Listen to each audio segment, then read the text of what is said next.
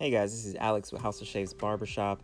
If you struggle to fade curly hair, I'm going to show you a really easy way to get this haircut done in less than 30 minutes. So here it is, check it out, let me know what you think. So to start this haircut off, we're starting with the number 4 guard, which leaves it about ½ inch long. I got my Wahl Senior Clippers here. I'm going to use these clippers during the entire cut.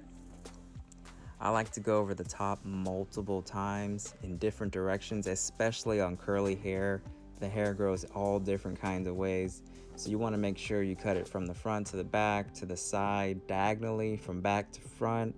And then one thing I also really like to do is take the comb and pass it in front of the clipper. This helps kind of lift up any loose hairs that you didn't catch on the first couple passes, so it's a really good technique.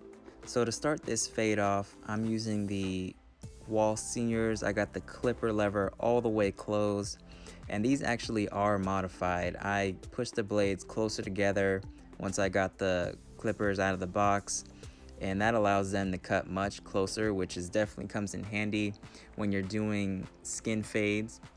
But in this case, we're not going to go all the way down to the skin with this client because he would bump up or get ingrown hairs if we did that. So we're gonna keep it at a 0. It's still pretty close, but if the client ran his finger across where I'm using the clipper right now, he would feel a tiny bit of stubble, but this is about the closest that we could get without causing him to get ingrown hairs. And one thing that I learned after many mistakes, trial and error, first learning how to cut hair, is keep the fade low, especially when you're first learning how to cut hair. And with curly hair, you do need a lot of room to blend, so I'm keeping the fade low here so he doesn't end up with a high and tight. So to start this next part of the fade, I'm going to start with the clipper lever all the way open, or what we call a half, to create my next guideline. I'm taking this about a ½ inch to 1 inch up, and that should leave me enough room to blend. And I'm just gonna do this around the whole head.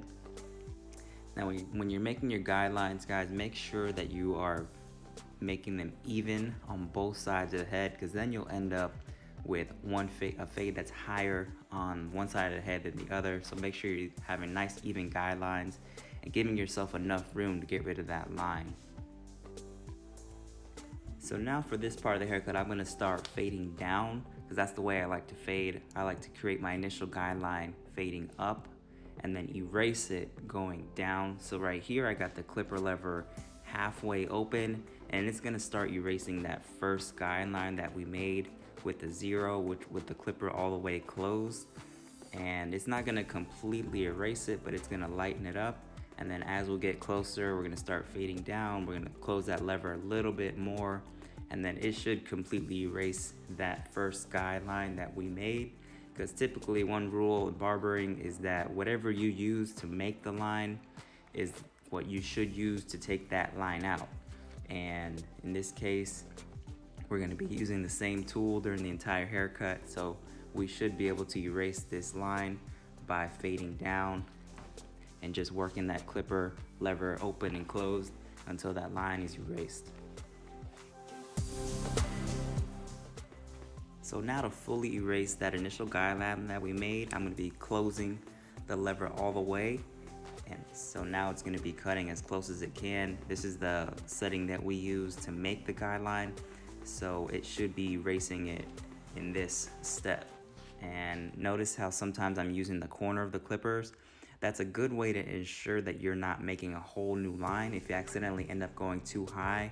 Just using those like last 2 to 3 teeth of the clipper blade to erase the line is a good way to ensure that you're not raising the fade any higher.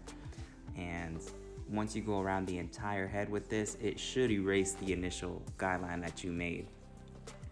Now I don't go spend a whole lot of time trying to go through, make everything perfect. I go through my steps because at the end of the haircut, we're gonna go through in detail and try to knock out anything that we might have left behind. But right here, we're probably erasing about 90% of that initial guideline that we made when we first started this haircut.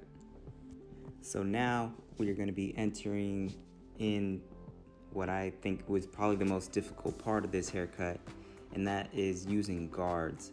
And the reason why I think this is the most difficult part is because these guards, these are the wall guards that I'm using, they are great with straight hair, but sometimes they just do not grab this curly hair as well.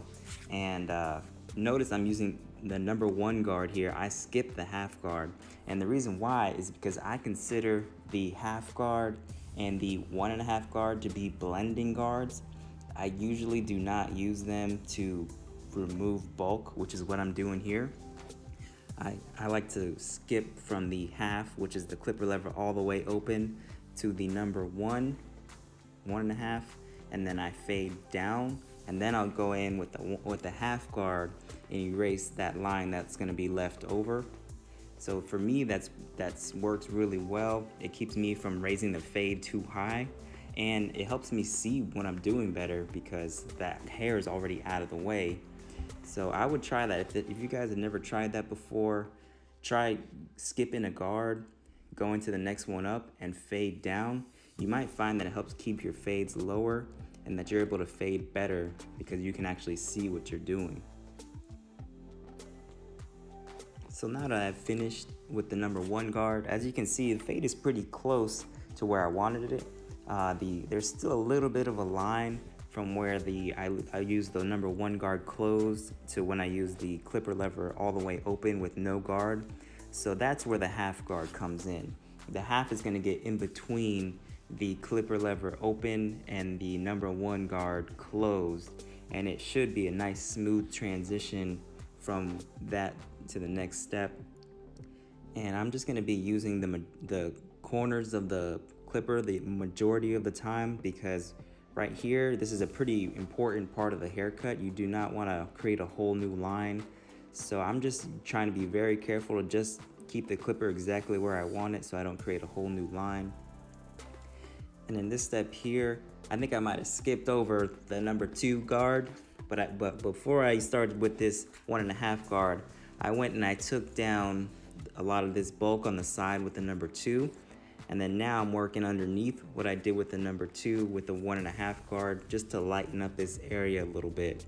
And now we're about to begin the detailing part of the haircut because the fade is almost done, but the details are what matter here. So I'm just gonna take this 1.5 guard all the way around the head, really lighten up this area as much as I can, and then we're gonna move on to the next step.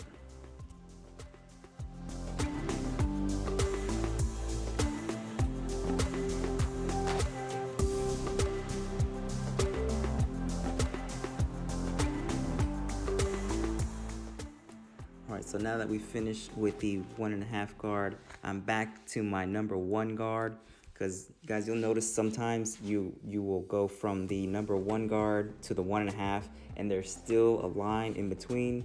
That is perfectly normal, especially on thick types of hair, curly hair, like what we're working with here. It is normal to go from 1 guard to the other and then there's still a line there. That's perfectly fine. That's where the last part of the haircut comes in, where you add these details and you really go through and you refine everything.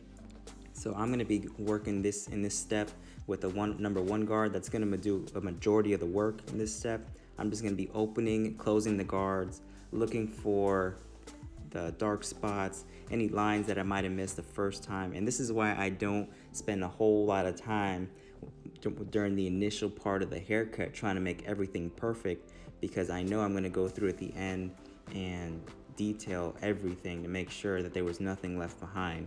And that really speeds up your haircut times. If you do that, you don't have to go through and make everything perfect. Just go through, detail it at the end, make sure everything looks smooth. So now that a majority of the fade is done, what I'm trying to do now is I'm trying to connect the sides to the top and have a nice smooth transition. So I'm working with the number 3 guard to take some of this bulk down, and that's going to help smooth it out a little bit more.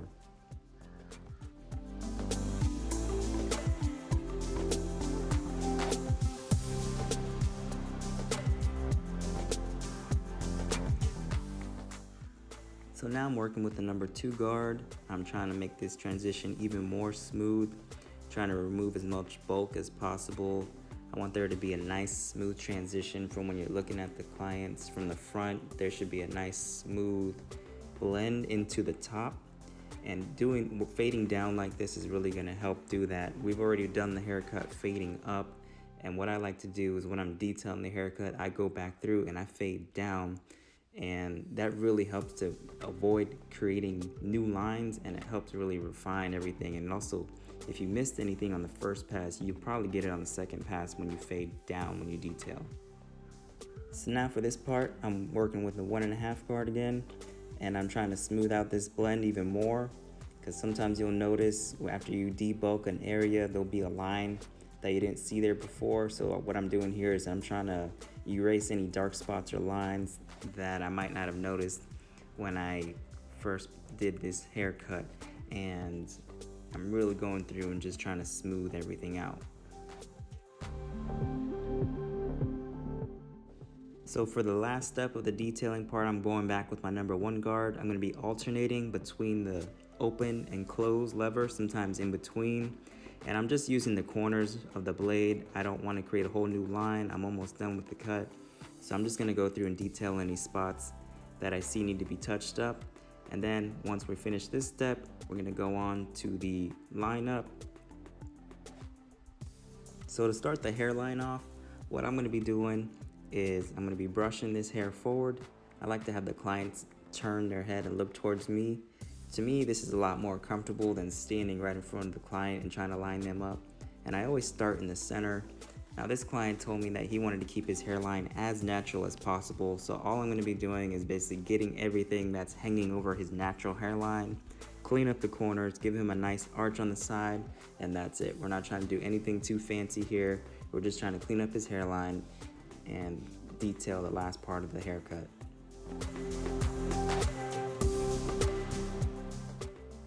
So to do the corners, one thing that I really like to do is almost everything I do, I use a guideline, right? Because I don't like to guess. I don't like my hairlines to be crooked. So what I do is typically I use the corner of the eyebrow or the corner of the client's eye as my guideline, and in most cases that's gonna work well.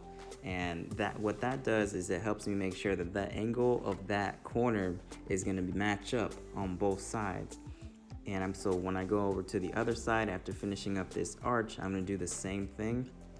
I'm gonna start with the front, then I'm gonna go ahead and clean up that corner, and then once that corner is nice and cleaned up, I'm gonna turn my trimmer so that the corner of the blade is basically pointed towards that client's eyebrow or towards the corner of the client's eye, depending on where the natural hairline is. And then that is really going to help me make sure that my hairline is symmetrical in the front, because that's going to be the first thing the client sees. So you want to make sure that that hairline is straight, symmetrical, and that everything is pointing in the same direction. So now that we got that part of the lineup done, I wanted to give you a couple tips on fading curly hair. Basically, one of the main things is the differences between straight hair and curly hair is that when you're cutting straight hair, it's almost going to spring right back into place when you are trying to fade it. But with this curly hair, it pretty much stays where it's at. So that's where that brush really comes in handy. So if you're struggling fading with curly hair and you're not already doing it, try to use a brush, okay? Because that's going to brush the hair back into place, and it's also going to help to keep the area clean so you can see what actually needs to be cut. And that should really help you. So I always have a brush in my hand when I'm fading curly hair, and it really helps out a lot.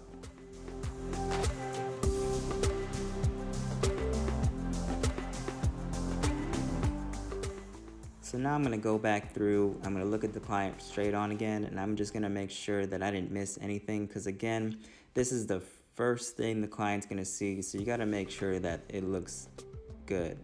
And that is pretty much the last part of this haircut, guys.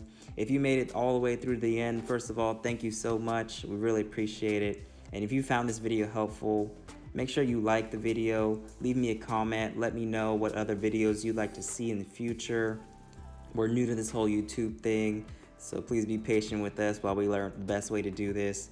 But this is the end of the haircut. We really appreciate it. Thank you so much. We'll see you on the next video.